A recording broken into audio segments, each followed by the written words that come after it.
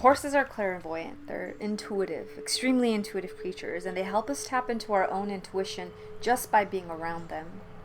When we ride with them, when we walk alongside with them, they bring us joy and they teach us their magic. They teach us how to be free, how to be in tune. I've always had a fascination about horses since I was a little girl. They're majestic, powerful, and when they run, they remind you of freedom. They remind you of flight. They like fly on land. They're strong, joyful, curious, and they want to know who you are. And when they stand in front of you, they tower over you. So they force you to connect with the earth, with your intuition, with your instincts. You breathe with them. You harmonize with them. I'm Dr. Sita, and today we're exploring healing with horses. This is Dawn Jenkins of Soul Horse Ride. She's a third-generation pilot, so it's no wonder she's now teaching people how to connect with, ride, and fly with horses. My good friend Yogi Irvind, who's the producer and founder of both Moksha Spiritual Center and Moksha Festival, invited me to come meet Dawn and connect with her horses. She's going to be at Moksha Festival this June 28th through 30th, and she's going to be teaching us how to soul horse ride. I had an opportunity to ask Dawn a few questions, and it was a windy day, so the sound quality isn't the best, but please listen in. She's delivering some healing gems.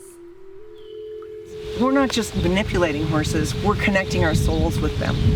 And we're getting on and we're experiencing their world from the vantage point of being not only on the horse, but as Tuskegee Airmen said, wearing the horse, making unity with the horse, being one with the horse, just like the ground session that we just did together.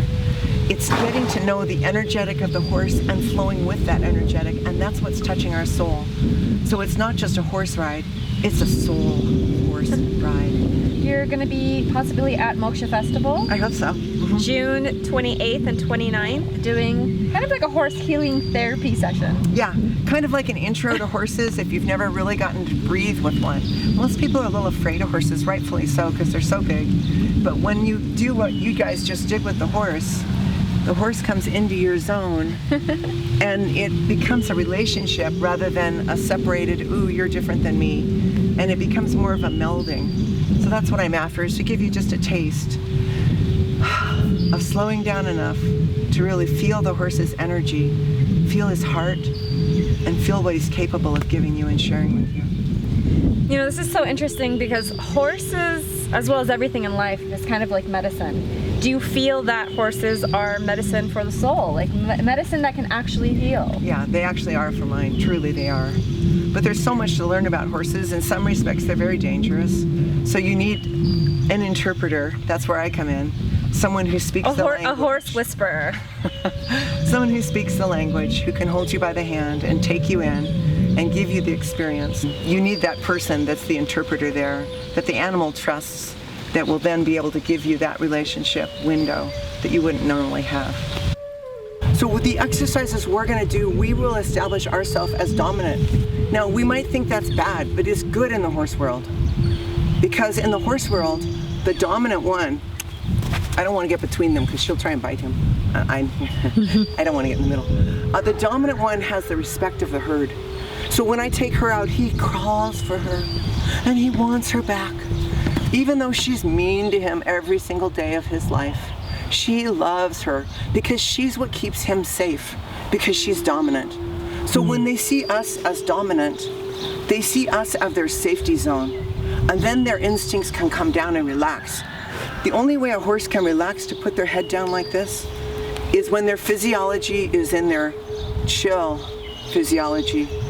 They can't put it down when they're uptight. If they thought there was a bear coming or some threat to them, the head would be up, the neck would be solid, so that if an animal attacked them, they could try and flee and get away and keep it away. So they can only be soft and with their head down like this when they're in their grazing type of social herd behavior physiology. Good girl. So now, I can pretty much tell them what to do.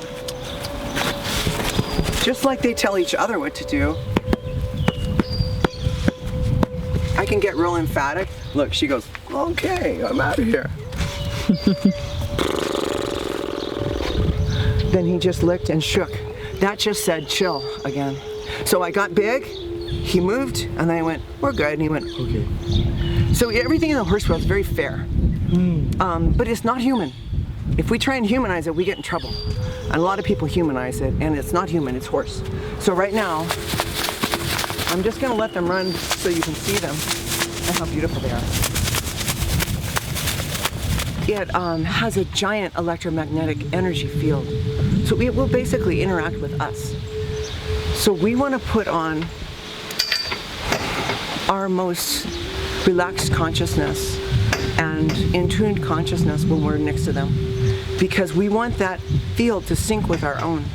Even like carriage horses, when they drive the carriage together, they'll end up having their feet all in line with one another because they get into the same rhythm.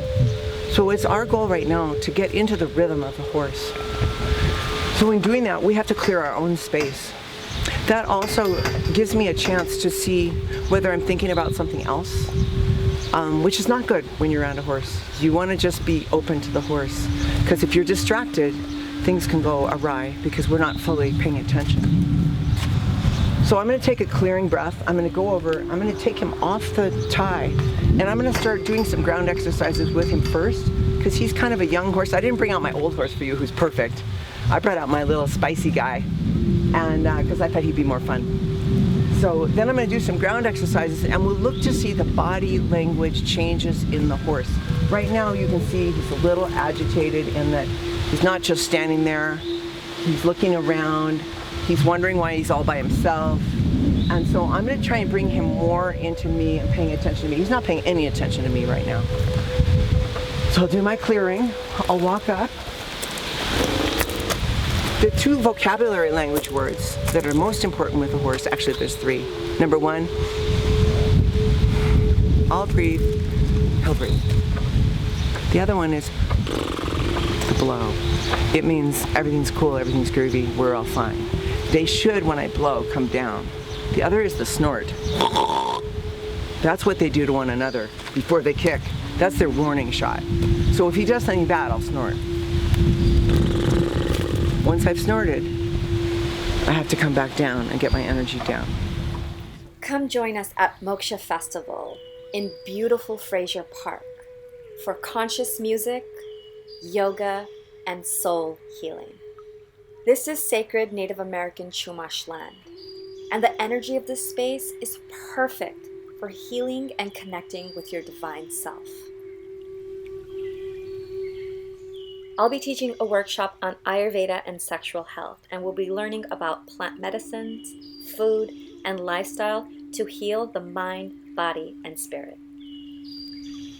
The first 150 people who register will be receiving free on-site accommodations in these quaint, cute cabins.